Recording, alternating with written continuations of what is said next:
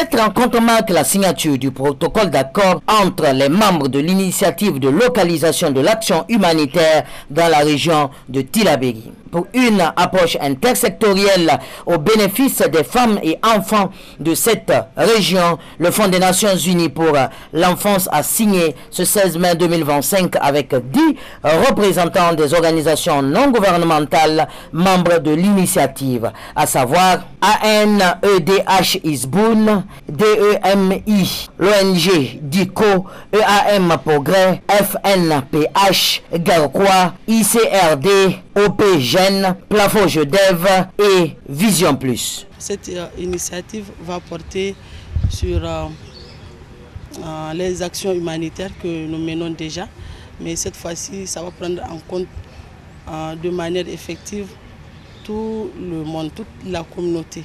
Donc les personnes handicapées, les femmes, en tout cas, les communautés seront prises en compte d'une manière effective. C'est vrai que souvent dans l'humanitaire, nous disons que nous faisons l'inclusion, mais très souvent cette inclusion-là est oubliée.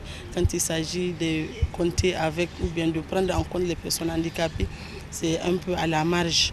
Donc pendant cette initiative, nous comptons vraiment prendre l'inclusion d'une manière effective. Notre objectif, c'est d'unir nos efforts et dans la transparence, tout ça là pour vraiment répondre aux besoins humanitaires, surtout dans la région de Tillabéri. Donc tout en impliquant les autorités locales et les communautés par rapport à l'expression des besoins qu'elles ont, n'est-ce pas? Donc c'est ça qui nous a réunis ici pour signer ce protocole d'accord-là. Les besoins urgents sont identifiés par les populations elles-mêmes. Donc notre objectif, c'est une démarche nouvelle qui prouve que ce n'est pas à nous ONG d'exprimer les besoins des populations, c'est aux populations elles-mêmes et de cibler leurs besoins et voir comment est-ce qu'avec elles on peut revenir à répondre à ces besoins. Et en plein accord avec les autorités locales et les services techniques, dans le cadre des plans que l'État s'est défini lui-même pour satisfaire aux besoins des populations. Aujourd'hui marque le début juste d'une collaboration plus stricte et plus engagée entre UNICEF et les organisations locales du Niger.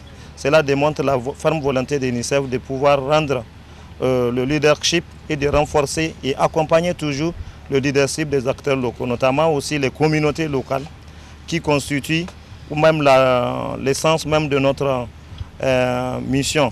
C'est-à-dire qu'au desquels nous sommes. Donc nos réponses sont désormais basées sur des approches communautaires, pilotées par les communautés locales et les acteurs locaux qui constituent vraiment, qui facilitent vraiment la facilitation pour que la réponse humanitaire soit beaucoup plus efficace et à temps.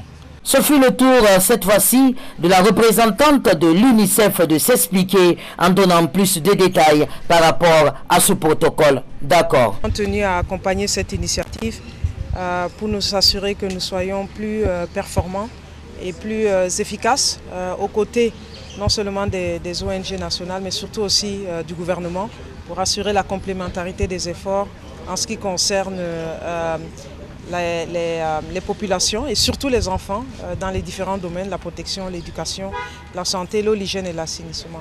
Donc nous voulons vraiment saluer le travail qui est fait par les ONG nationales en pleine complémentarité avec les efforts du gouvernement, avec aussi surtout les communautés, et s'assurer que nous puissions ensemble garantir les droits et l'accès et la continuité des services pour les enfants, quel que soit l'endroit où ils se trouvent et quelles que soient les conditions parfois très difficiles dans lesquelles souvent ces populations peuvent se trouver. Avec ce choix de ces relais communautaires, toutes les activités en rapport avec la santé, l'éducation, l'environnement, l'agriculture et l'hydraulique seront menées à bien au profit de la population.